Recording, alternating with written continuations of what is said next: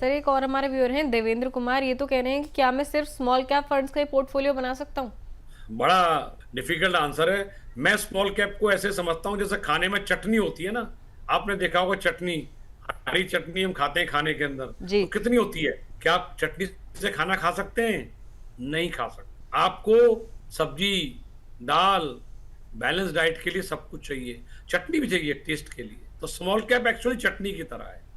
Actually small cap आपका कभी भी कोर पोर्टफोलियो नहीं होना चाहिए। आपका सैटेलाइट पोर्टफोलियो स्मॉल कैप हो सकता है, पर नेवरदलेस कभी कभी स्मॉल कैप भी आपका बड़ा साइज का पोर्टफोलियो हो सकता है। और जैसे किस सिचुएशन में हम इस बात को यस कर सकते हैं, जैसे एक इन्वेस्टर थे मेरे, उनका एक बच्चे को एजुकेशन का गोल था जो कि 15 साल के बाद आना था। उनके एस्पायरेशन लेवल बहुत हाई थे, उनको ज्यादा पैसा चाहिए था, पर जो मंथली वो इन्वेस्टमेंट एसआईपी के थ्रू कर सकते थे वो अमाउंट बहुत स्मॉल थी।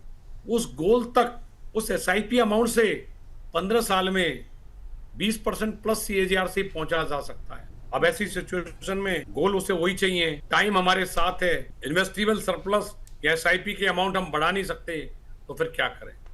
तो वहां उनको स्मॉल कैप की एसआईपी की ही सलाह दी जाए, क्योंकि वो गोल अचीव कर सकते हैं, टाइम है उनके पास।